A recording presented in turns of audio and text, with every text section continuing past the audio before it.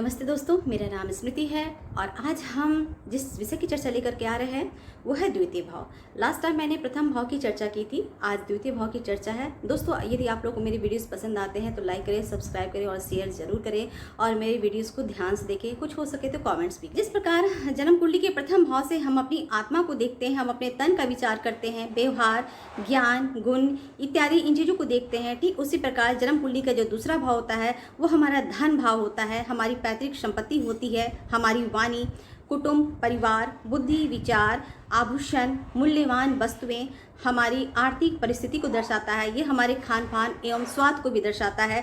हमारे मुख का जो स्वाद कैसा है ये द्वितीय भाव से ही विचार किया जाता है। जन्म कुंडली के प्रथम भाव से जिस प्रकार हमारे मस्तिष्क एवं नर्वस सिस्टम का विचार किया जाता है, ठीक उसी प्रकार द्वितीय भाव से हमारे चेहरे का विचार किया जाता है। यानी चेहरे में हमारे दाएं नेत्र होते हैं, बायां नेत्र 12वें भाव से विचार किया जाता है।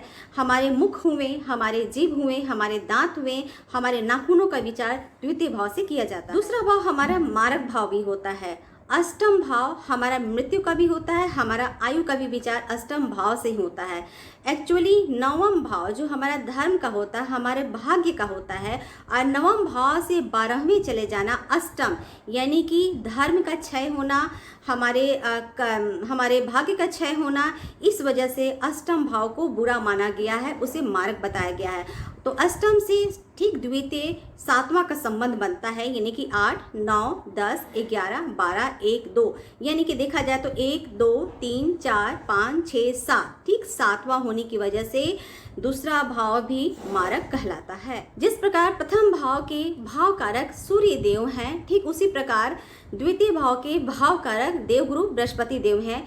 ये स्थिर संपत्ति को दर्शाता है। देवगुरु बृहस्पति देव धन के कारक हैं और यहाँ भाव कारक होते हैं।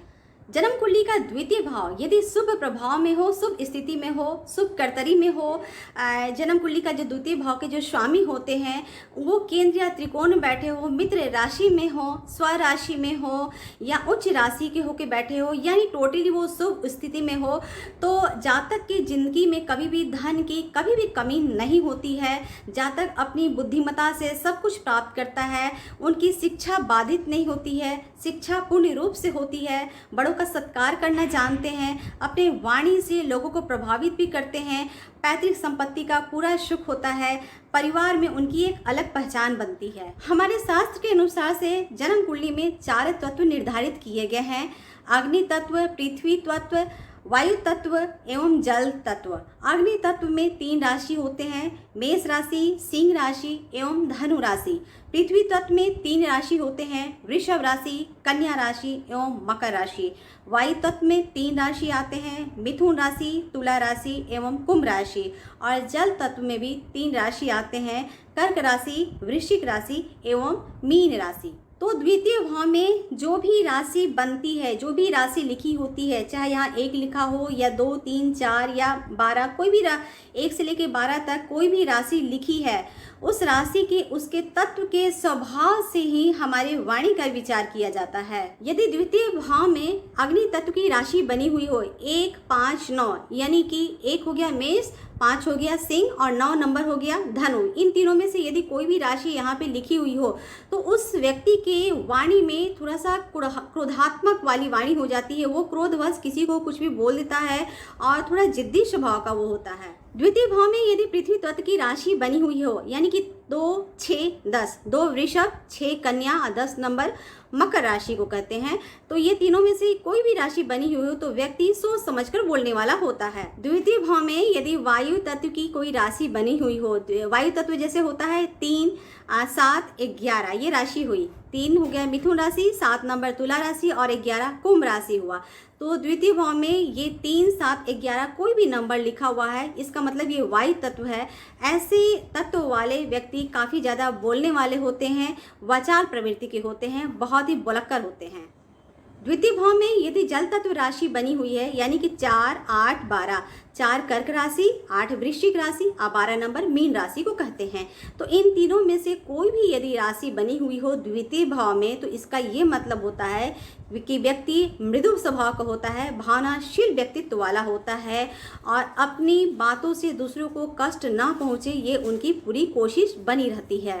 द्वितीय भाव यानी धन भाव में स्थित तत्व राशि के साथ साथ द्वितीय भाव के स्वामी का भी विचार करना चाहिए। द्वितीय भाव पे किस ग्रह की स्थिति बन रही है, किस ग्रह की दृष्टि है, उस पर विचार करना चाहिए। देवगुरु बृहस्पति की भी स्थिति देखना बहुत जरूरी होती है, तभी हम लोग संपूर्ण जानकारियाँ द्वितीय भाव से कर सकते हैं। उसकी पैतृक संपत्ति कैसे हो सकती है, उसकी वाणी कैसी हो सकती है, उसका धन कैसा हो सकता है, उसके पास आभूषण वगैरह कितने हो सकते हैं, इस हिसाब से द्वितीय भाव का विचार संपूर्ण तरीके से किया जाता है। द्वितीय भाव से हम अपने आंखों का विचार करते हैं, नेत्रों का विचार करते हैं। यदि पुरुष हो तो दाहिना आंख द्वितीय भाव और बायां आंख जो होता है 12वें भाव से विचार करते हैं। यदि महिला हो तो बायां आंख द्वितीय भाव और दाहिना आंख 12वें भाव से विचार करते हैं। तो इन आंखों का विचार करने के लिए हमें द्वितीय भाव को देखना बहुत ज़्यादा जरूरी है। जन्म कुंडली के जो द्वितीय भाव के भाव कारक होते हैं, देव गुरु बृहस्पति देव की स्थिति देखनी होती है। इसके साथ साथ सूर्य एवं चंद्रमा को भी देखना होता है। यदि जन्म कुंडली में तीनों ग्रह किसी भी प्रकार से अशुभ स्थिति में हो, पाप ग्रहों से युक्त हो, द्वितीय भाव के स्वामी पीड़ित हो, अस्त हो, मृत अवस्था में हो, नीच अवस्था में हो, तो ऐसी स्थिति में जन्म कुंडली में जिसकी भी ऐसी स्थिति बनी हुई है, ऐसे जातक जन्म से ही अंधे होते हैं, या आंखों में पीड़ा हमेशा बनी रहती है, या उनकी आंखें बहुत जल्दी खराब हो जाती है। द्वितीय भाव के स्वामी यदि त्रिक भाव में चले जाएं, त्रिक भाव यानी छठा, आठवां, 12वां भाव को त्रिक भाव कहते हैं। छठे घर, 8वें घर और 12वें भाव को त्रिक भाव कहते हैं। तो इन त्रिक भावों में द्वितीय भाव का स्वामी यदि चला जाए, बैठ जाए, तो ये अच्छी स्थिति नहीं होती है। जातक के जीवन में निरंतर कठिनाइयों और परेशानियों का सामना करना पड़ता है। जातक को धन के लिए हमेशा संघर्ष करना पड़ता है एवं धन की स्थिति सही नहीं रहती है। पैतृक संपत्ति का भी सुख उसे ठीक से प्राप्त नहीं हो पाता है। द्वितीय भाव का स्वामी यदि किसी प्रकार से पीड़ित हो तो हमारी आरंभिक शिक्षा भी हमेशा बाधित होती रहती है। शिक्षा में व्यवधान उत्पन्न होते रहते हैं, ठीक तरीके से शिक्षा संपूर्ण नहीं हो पाता है। द्वितीय भाव के स्वामी यदि केंद्र या त्रिकोण में बैठे हों, केंद्र स्थान हमारा होता है विष्णु स्थान होता है, यानी 1, 4, 7, 10 ये जन्म कुंडली का जो बीच का जो स्थान होता है इसे केंद्र स्थान कहते हैं। और त्रिकोण जो जिसे कहते हैं 1, 5, 9 यानी कि पहला भाव, 5वां भाव और 9वां भाव को त्रिकोण कहते हैं, और इस त्रिकोण को लक्ष्मी स्थान दिया गया है। तो यदि जन्म कुंडली के द्वितीय भाव के स्वामी इन त्रिकोण या केंद्र भाव में बैठे हो तो उस जातक के जिंदगी में धन की स्थिति अच्छी बनी रहती है। धन के लिए उसे संघर्ष नहीं करना पड़ता है। पैतृक संपत्ति का भी पूरा सुख प्राप्त होता है। जन्म कुंडली के द्वितीय भाव के स्वामी यदि चतुर्थ भाव में बैठ जाए तो उसे माता के द्वारा सुख एवं धन की प्राप्ति होती है। पंचम भाव में ज्ञान के द्वारा धन की प्राप्ति होती है। सप्तम में यदि बैठ जाते हैं तो जीवन साथी के द्वारा धन प्राप्ति होती है। कर्म में यदि बैठ जाते हैं यानी 10वें भाव में बैठ जाए तो उसे अपने कर्मों के द्वारा धन प्राप्ति होती है। 9वां भाव हमारा पिता का होता है तो पिता के द्वारा धन प्राप्ति होती है।